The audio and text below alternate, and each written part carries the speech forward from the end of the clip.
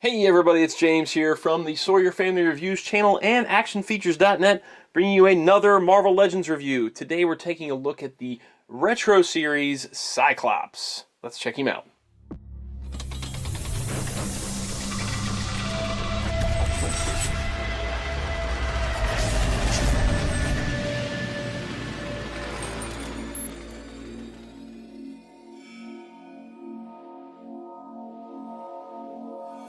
Okay, as always, let's start things off with a look at the packaged figure first.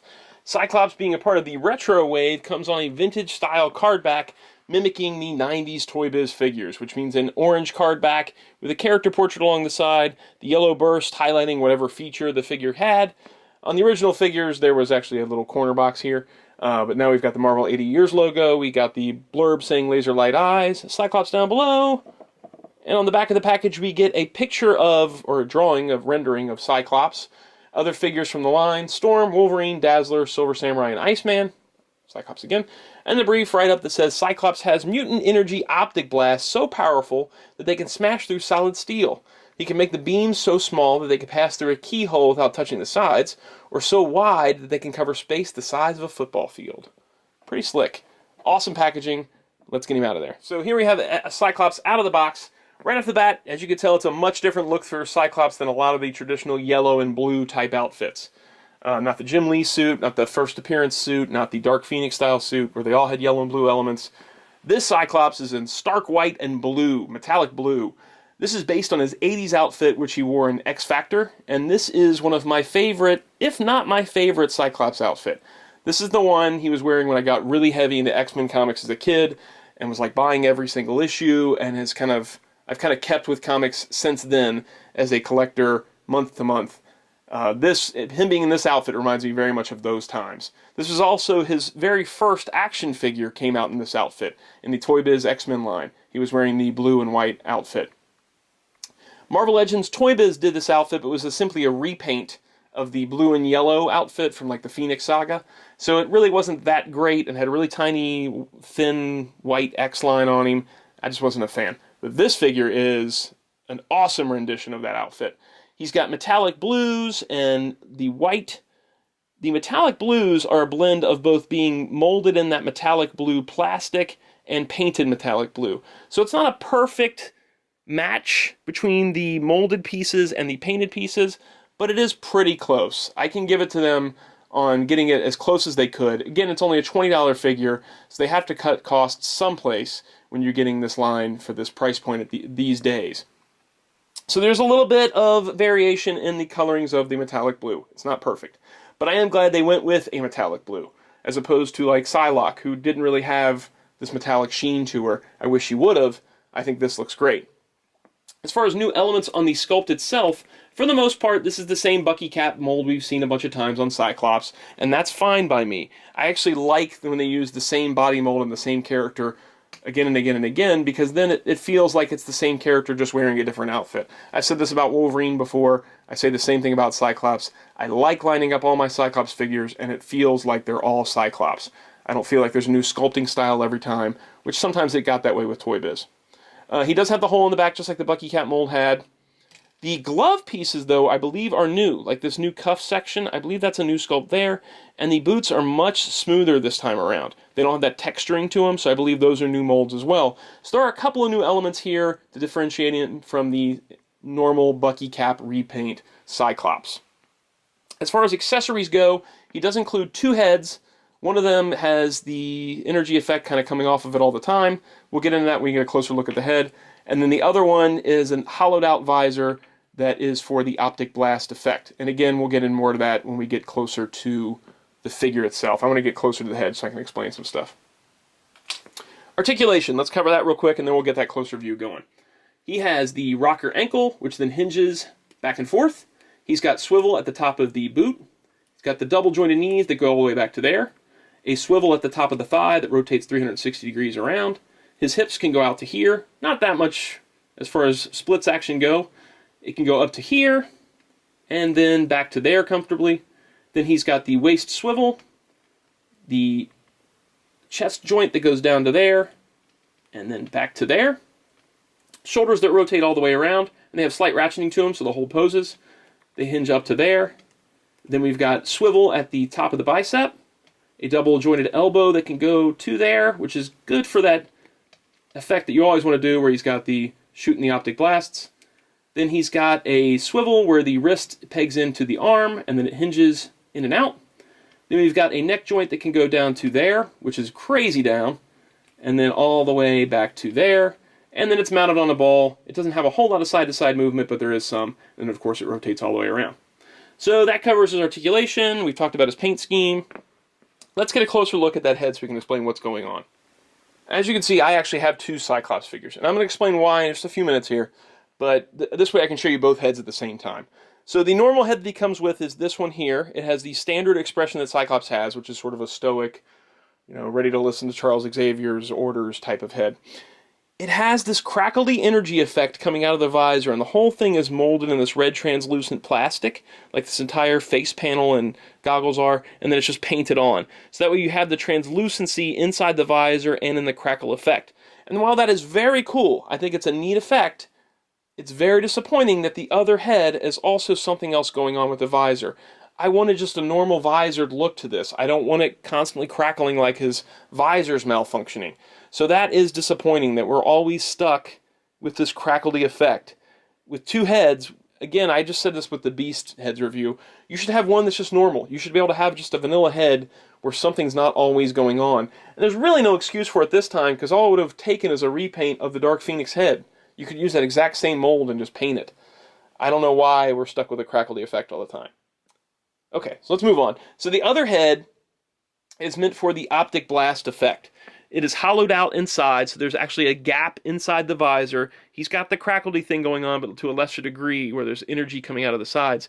And if you'll notice, there's actually like little divots at the bottom half of the visor, and a lot of people don't seem to notice this when they're putting this on there, but that's actually meant to have these pieces fit in exactly. So as you can see, the optic blast effect has texturing on one side, like rows where it's beaming out, and then it's completely flat on the other.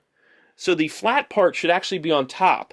So the visor itself has a flat section along the top, and the bottom section has these little tiny rivets and little tiny indentations.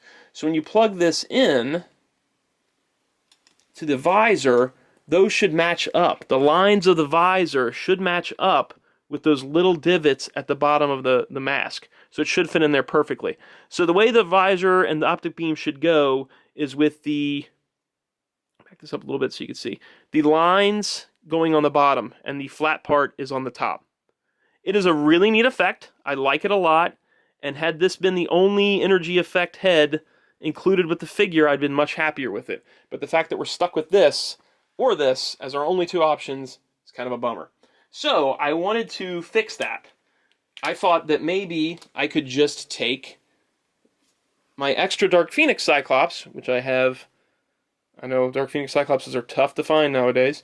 I thought that maybe this would be a separate piece and I'd be able to just pop this off and pop it onto there. It was not that simple though.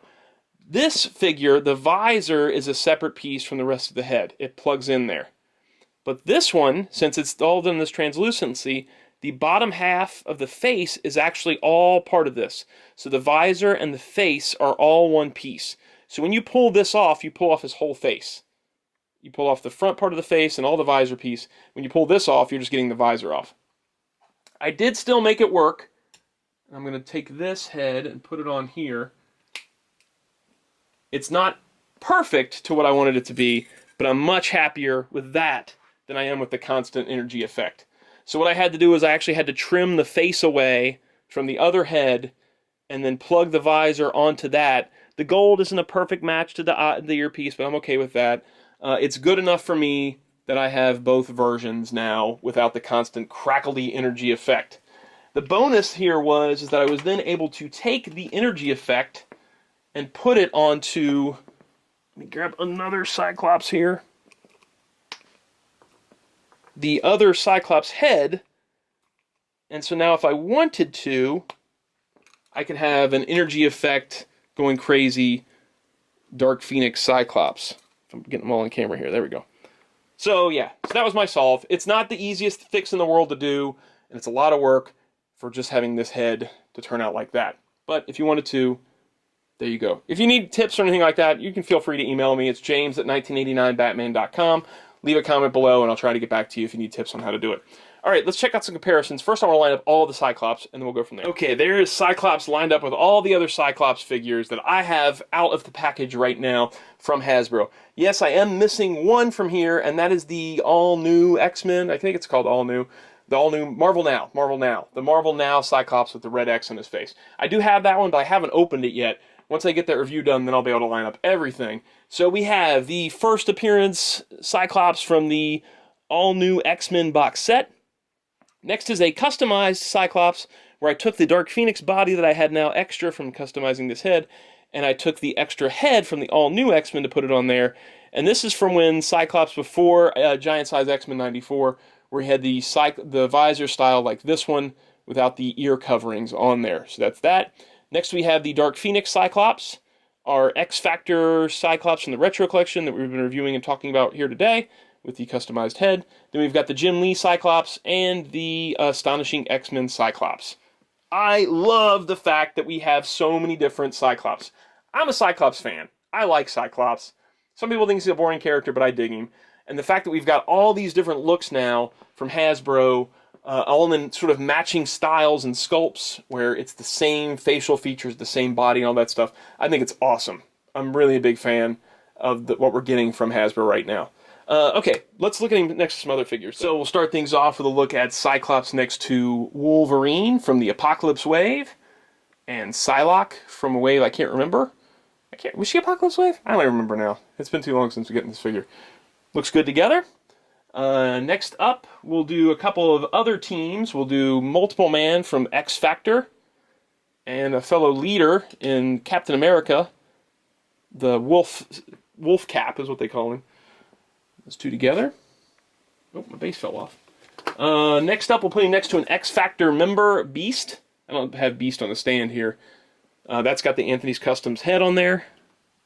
Well, Beast is almost too big for the camera. There are those two together. And then we'll look at him next to a bad guy. We'll put him next to Sabretooth. All right. And for the last comparison, I'm going to have to go back through time a little bit and do a figure flashback.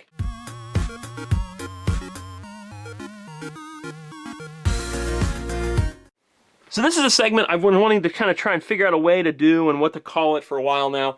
And I think figure flashback is what I'm sticking on.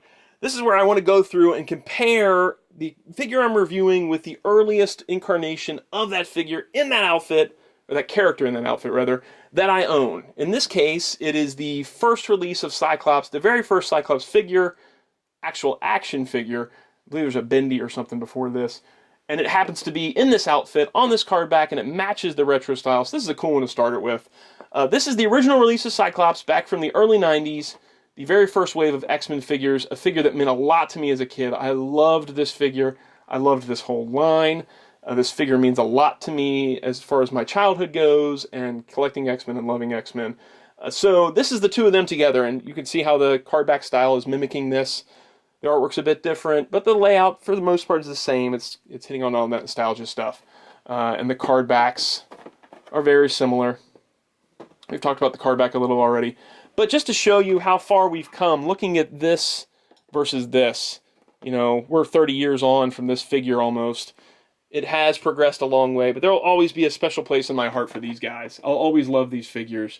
And I love the fact that this retro style of figures that Hasbro's doing for Marvel Legends is kind of bringing these more into the limelight and having people remember good memories about having these figures and collecting them. Yeah, we've come a long way between these two, but this light-up optic blast on this guy was pretty awesome. It was pretty awesome. I did love it. So yeah, there we go. How far we've come. Thank you guys so much for watching the video. Please click like, subscribe, and notify if you enjoyed it. Leave a comment down below. Did you have this figure growing up? Did you collect this line? Are you excited to see it sort of brought back in this line? Leave a comment. All right. Hopefully I'll see you guys soon.